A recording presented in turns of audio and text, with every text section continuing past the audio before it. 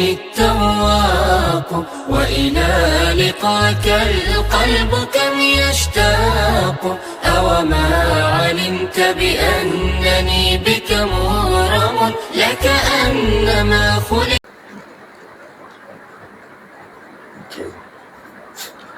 السلام عليكم ورحمة الله وبركاته. الحمد لله رب العالمين والصلاة والسلام على سيد الأنبياء والمرسلين وعلى آله وصحبه الطيبين الطاهرين. الحمد لله. அல்லாஹ் சுப்ஹானஹு வ தஆலா ரமதானுடைய மாதத்தை அடையக்கூடிய பாக்கியத்தை அல்லாஹ் எங்கள் அனைவருக்கும் நசீபாக்கி இருக்கிறான்.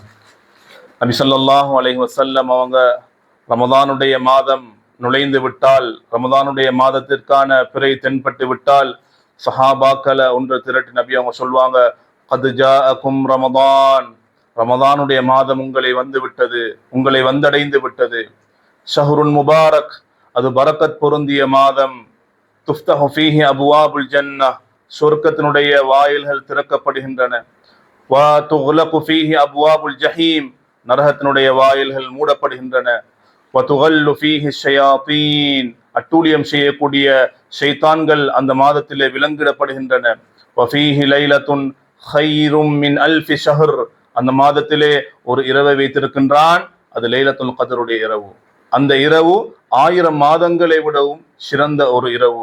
நபி அவங்க சொன்னாங்க, மன் ஹுரிம ഖൈரஹா ஃபகத் ஹுரிமல் ഖൈர குல்லஹ், யாரு இந்த ரமதானுடைய மாதத்தை அடைந்து லைலத்துல் கத்ருடைய இரவின் சிறப்புகளை யார் அடைந்து கொள்ளலையோ, அந்த லைலத்துல் கத்ருடைய இரவை யார் அடைந்து கொள்ளலையோ, அவர் அனைத்து நலவுகளையும் இழந்தவராக ஆகிவிடுகின்றார் என்ற செய்தியை நபி ஸல்லல்லாஹு அலைஹி வஸல்லம் அவங்க ஹதீஸ்ல சொல்லியிருக்கிறாங்க.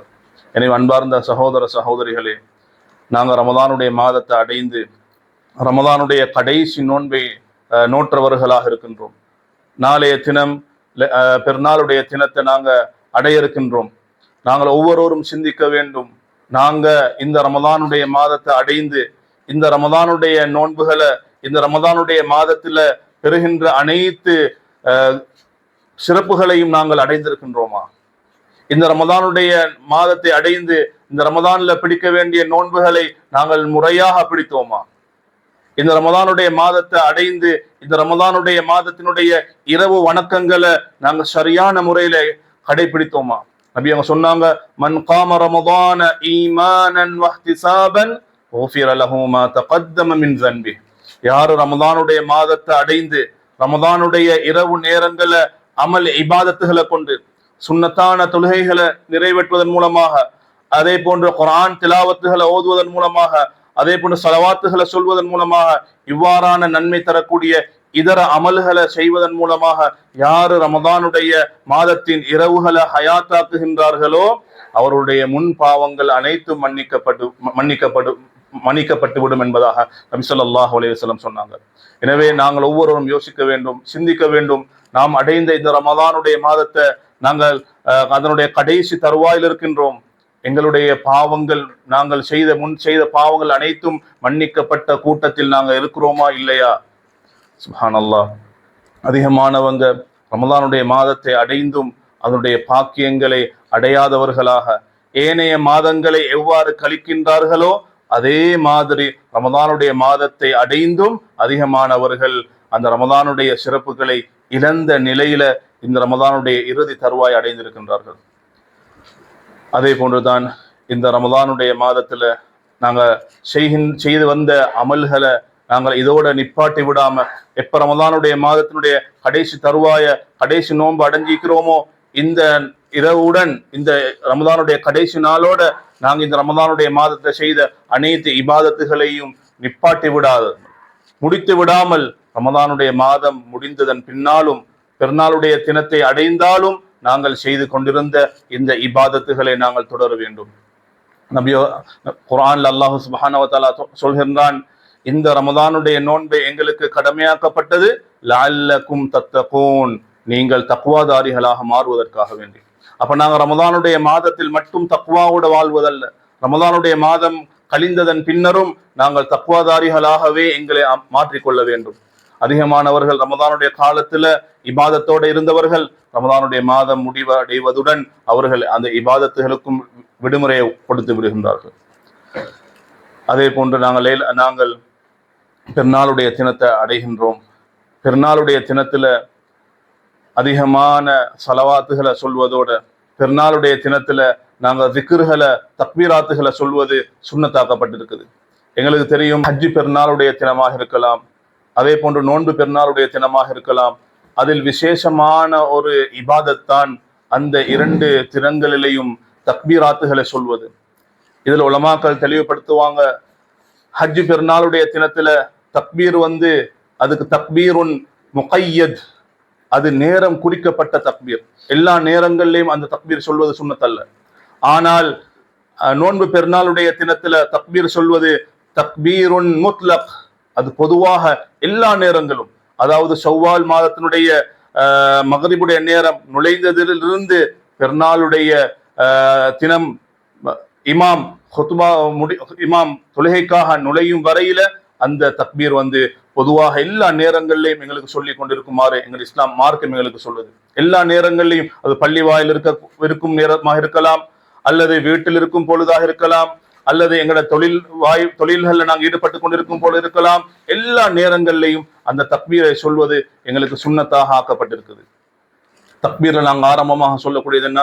அல்லாஹு அக்பர், அல்லாஹு அக்பர், அல்லாஹு அக்பர் என்ற வார்த்தையை நாங்க சொல்லுவோம். இதுல அல்லாஹு அக்பர் என்று சொன்னா என்ன? அதிகமானவங்க நினைப்பாங்க அல்லாஹு அக்பர் என்று சொன்னா அல்லாஹ் உடலால் பெரியவன் என்பதாக. ஆனால் அல்லாஹு அக்பர் என்ற சொல்லுக்கான அர்த்தம் உலமாக்கள் தெளிவுபடுத்துறாங்க. அல்லாஹு அக்பர் என்ற அல்லாஹு அக்பரு மின் குல்லி கபீரின் கத்ரன் வ மன்சிலதன், அல்லாஹ் அனைத்து அந்தஸ்தால் கண்ணியத்தினால் உயர்ந்தவர்களில் அல்லாஹ் மிகவும் உயர்ந்தவன். அந்தஸ்தாலும் கண்ணியத்தினாலும் அவன் பெரியவன், அந்தஸ்தினாலும் கண்ணியத்தினாலும் அவன் உயர்ந்தவனே தவிர அவன் இடத்தினாலோ அல்லது உடலினாலோ அவன் பெரியவன் கிடையாது. அதே போன்றுதான் நபி ஸல்லல்லாஹு அலைஹி வஸல்லம் அவங்க ஒரு ஹதீஸ்ல சொன்னாங்க, தபரானில அறிவிக்கப்பட்ட ஒரு ஹதீஸ். நபி அவங்க சொன்னாங்க, அல் முஃமினு ஸாயிமுல் காயிம், யாரு முஃமினான மனிதன் ரமலானுடைய மாதத்தை அடைந்து நோன்பை நோற்றுவிட்டு அந்த ரமலானுடைய மாதத்துல இரவு வணக்கங்கள்ல ஈடுபட்ட மனிதன், தகிஃபு லஹுல் மலாயிகத்து அலத் துர்காத், மலக்குமார்கள் பாதையோரங்கள்ல நின்று கொண்டிருப்பார்கள். அந்த முஃமினான ரமலானுடைய மாதத்தை அடைந்த அந்த நோன்பை நோற்று இரவு வணக்கங்கள்ல ஈடுபட்ட அந்த மனிதரை பார்த்து பெருநாளுடைய தினத்துல அந்த மலக்குமார்கள் சொல்வார்களாம், அக்பிது ஜவாஇஸகும், உங்களுடைய பரிசில்களை நீங்கள் பெற்றுக்கொள்ளுங்கள். நீங்கள் நோற்ற நோன்பின் மூலமாக நீங்க கடைபிடித்த நீங்கள் நிறைவேற்றிய இரவு வணக்கங்களின் மூலமாக பெற்ற உங்களுடைய அந்த பரிசில்களை நீங்கள் பெற்றுக்கொள்ளுங்கள் என்பதாக மலக்குமார்கள் சொல்வதாக தபரானி இமாம் அவருடைய அந்த கிரந்தத்துல இந்த ஹதீஸை பதிவு செஞ்சிருக்கிறாங்க. அதே போன்று தான் அன்பார்ந்த சகோதரர்களே, பெருநாளுடைய தினங்கள்ல எங்களுடைய குடல்வாய் உறவுகள் இருப்பாங்க. எங்களுடைய வாப்பாட குடும்பமாக இருக்கலாம், வாப்பாவுடைய குடும்பமாக இருக்கலாம், அல்லது எங்களுடைய உம்மாவுடைய முறையில் வரக்கூடிய குடும்பங்களாக இருக்கலாம்.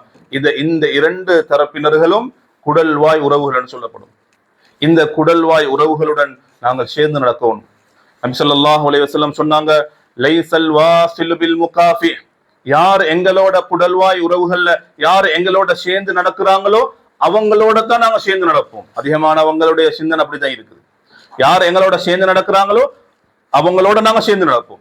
யார் எங்களோட பிரிஞ்சு வாழ்றாங்களோ, எங்களோட வீட்டுக்கு யார் வாராங்க இல்லையோ, எங்களை கஷ்ட துன்பங்கள்ல எங்களை விசாரிக்கிறாங்க இல்லையோ, நாங்க அவங்களோட கஷ்ட துன்பங்கள் நாங்க கலந்து கொள்ள மாட்டோம். இப்படித்தான் அதிகமானவங்களோட மனநிலை இருக்குது. அப்படி அவங்க சொன்னாங்க, லைஸல் வாஸிலு பில் முகாஃபி, யாரு எந்த குடல்வாய் உறவுகள்ல யாரு எங்களை சேர்ந்து நடக்கிறாங்களோ அவங்களுடன் சேர்ந்து நடப்போம் என்பவர் அல்ல உண்மையான குடல்வாய் உறவுகளுடன் சேர்ந்து நடப்பவர். அப்படி அவங்க சொன்னாங்க, வலாகின்னல் வாஸில அல்லதி இதா கதஅத் ரஹிமுஹு வஸலஹா, உண்மையான குடல்வாய் உறவுகளை சேர்ந்து நடப்பவர் யார் என்று சொன்னால், குடல்வாய் உறவுகள்ல யாரு பிரிந்து வாழ்றாங்களோ, குடல்வாய் உறவை துண்டித்து வாழ்றாங்களோ அவங்களோட சேர்ந்து நடக்கிறவர் தான் உண்மையாக குடல்வாய் உறவுகளுடன் சேர்ந்து நடப்பவராக அமைவார் என்பதாக நபி ஸல்லல்லாஹு அலைஹி வஸல்லம் எங்களுக்கு தெளிவுபடுத்தினாங்க. அதே போன்றுதான் இந்த பெருநாளுடைய தினத்துல எங்களுடன் யாரெல்லாம் எங்களுடைய நண்பர்களாக இருக்கலாம், அல்லது எங்கள் உறவினர்களாக இருக்கலாம், அல்லது எங்களுடைய அக்கம் பக்கம் வீட்டுகளில் வசிக்கக்கூடியவங்களாக இருக்கலாம், இவங்களுடன் எங்களுக்கு ஏதாவது மனசங்கடங்கள் ஏற்பட்டிருக்கலாம், ஏதாவது பிரச்சனைகள் ஏற்பட்டிருக்கலாம். இந்த பெருநாளுடைய தினத்தண்டு அவங்களுடன் நாங்கள் மன்னிப்பை கொடுத்து அவங்கள் மூலமாகத்தான் தவறு ஏற்பட்டிருந்தாலும் கூட அவங்களுக்கு நாங்கள் விட்டு கொடுத்து அவங்கள மன்னித்து நாங்கள் அவங்களுடன் சேர்ந்து நடப்பதற்கு முயற்சி செய்யணும். ஏனென்றால் இஸ்லாம் மார்க்கம் மன்னிப்புடைய மார்க்கம். இஸ்லாம் மார்க்கம் என்பது ஒருவருக்கொருவர் விட்டு கொடுக்கின்ற மார்க்கம். நபி ஸல்லல்லாஹு அலைஹி வஸல்லம் சொன்னாங்க, வஅஃபு அம்மன் ஸலமக, உனக்கு அநீதிழைத்தவனையும் நீ மன்னி என்று சொல்லக்கூடிய மார்க்கம் தான் இஸ்லாம் மார்க்கம். எனவே நாங்கள் முஃமின்களாக இருக்கக்கூடியவர்கள், முஸ்லிம்களாக இருக்கக்கூடியவர்கள், அல்லாஹ்வையும் ரசூலையும் நாங்கள் ஈமான் கொண்டவர்கள். எனவே நாங்கள் கட்டாயமாக இஸ்லாம் மார்க்கம் சொல்கின்ற இந்த நட்பண்புகளை எங்களுடைய வாழ்க்கையில கொண்டு வரணும், நடைமுறையில் ஏற்படுத்தணும். எனவே யாரெல்லாம் எங்களுக்கு அநீதி செய்திருந்தாலும் பரவாயில்லை, அவர்களை மன்னித்து நாங்கள் வாழணும். அதே போன்று தான் கடைசியாக சொல்லி முடித்துக் கொள்கின்றேன். நாங்கள் ரமதானுடைய மாதத்தின் கடைசி நாளை, இறுதி நாளை அடைந்திருக்கின்றோம்.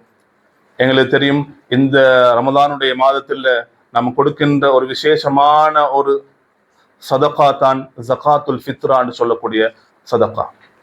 இந்த சதகா எவர்களுக்கு இந்த சதகா கொடுப்பது வாஜிபாக இருக்குதோ, கடமையாக இருக்குதோ, அதாவது அவருக்கும் அவருடைய பொறுப்புல வாழக்கூடியவங்களுக்கும் பெருநாளுடைய பகலுக்கும் அந்த பெருநாளுடைய பகலை அடுத்து வரக்கூடிய இரவுக்கும் அவர்களுக்கான செலவு, உணவுக்கான செலவு, உடைக்கான செலவு, அவர்கள் வசிக்கின்ற அந்த வசிப்பிடத்துக்கான கூலி செலவு, அதே போன்று கடனுக்குரிய செலவு போக மேல் மிச்சமான பணம் யாருக்கிட்ட இருக்கின்றதோ அவர்கள் நாட்டுள்ள பிரதானமான உணவாக உட்கொள்ளக்கூடிய அரிசியிலிருந்து ஒருவருக்கு கிட்டத்தட்ட 600 கிராம் என்ற அடிப்படையில ஜகாத்துல் ஃபித்ராவை கொடுப்பது எங்களுக்கு கடமையாக இருக்குது.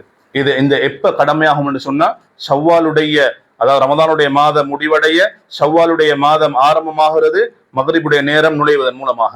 மகரிபுடைய நேரம் நுழைவது கொண்டு அந்த ஜகாத்துல் ஃபித்ராவை கொடுப்பது, இந்த மேல சொன்ன மாதிரி இந்த மேல்மிச்சமான பணம் யாருக்கிட்ட இருக்குதோ இவங்க இந்த ஜகாத்துல் ஃபித்ராவை கொடுப்பது அவர்கள் மீது கடமையாகும். நபி ஸல்லல்லாஹு அலைஹி வஸல்லம் சொன்னார்கள், அக்னூஹும் அனித் தவாஃபி ஃபீ ஹாதல் யௌம், பெருநாளுடைய தினத்துல யாசகம் கேட்டு மக்கள் திரிவதை விட்டும் அந்த ஏழைகளாக இருக்கக்கூடியவங்க, கஷ்டவாளிகளாக இருக்கக்கூடியவங்களை இனம் கண்டு அவர்களுக்கு நீங்கள் ஜகாத்துல் ஃபித்ராவை கொடுங்க. அதன் மூலமாக அவர்கள் என்ன செய்ய மாட்டார்கள், பாதையோரங்கள்ல வீடு வீடாக சென்று அவர்கள் யாசகம் கேட்க மாட்டார்கள். அவர்களும் அவர்களுடைய வீட்டில் சந்தோஷமாக அன்றைய பெருநாளுடைய தினத்தை கழிப்பார்கள் என்பதாக நபி ஸல்லல்லாஹு அலைஹி வஸல்லம் சொன்னார்கள். எனவே இந்த ஜகாத்துல் ஃபித்ராவையும் உரிய ஜகாத் பெற தகுதியானவர்களை இனம் கண்டு நாங்கள் கொடுத்துக் கொள்ள வேண்டும். அன்பார்ந்த சகோதரர்களே, எனவே நாம் பெருநாளுடைய தினத்தை நாளை அடைய இருக்கின்றோம். இந்த பெருநாளுடைய தினத்தை அல்லாஹ் சுப்ஹானஹு வ தஆலா நல்ல முறையில அதனை அடைந்து குடல்வாய் உறவுகளுடன் சேர்ந்து எங்களுடைய அக்கம் பக்க வீட்டில் இருக்கக்கூடியவர்கள் நண்பர்களுடன் ஒத்துமையாக வாழக்கூடிய பாக்கியத்தை அல்லாஹ் எங்களை அனைவருக்கும் நசீபாக்குவானாக. அதே போன்று இந்த இந்த இந்த உலகத்துல இப்ப நடைபெற்று கொண்டிருக்கின்ற அனைத்து சோதனைகளை விட்டும் அல்லாஹ் எங்க முஸ்லிம்களை பாதுகாப்பானாக. பலஸ்தீன்ல வாழக்கூடிய மக்கள் எத்தனையோ இன்னல்களை துன்பங்களை அனுபவித்துக் கொண்டிருக்கின்றார்கள். அதே போன்று எந்தெந்த நாட்டுல முஸ்லிம்கள் இவ்வாறான சோதனைகளுக்கு முகம் கொடுத்து கொண்டிருக்கின்றார்களோ அந்த சோதனைகளை விட்டும் அல்லாஹ் அவர்களுக்கு இலகுவை கொடுத்து இந்த பெருநாளுடைய தினத்துல அவர்களும் சந்தோஷமாக அந்த பெருநாளை கொண்டாடக்கூடிய பாக்கியத்தை அல்லாஹ் அனைவருக்கும் நசீபாக்குவானாக. வஆகிரு தஅவானா அனில் ஹம்துலில்லாஹி ரப்பில் ஆலமீன்.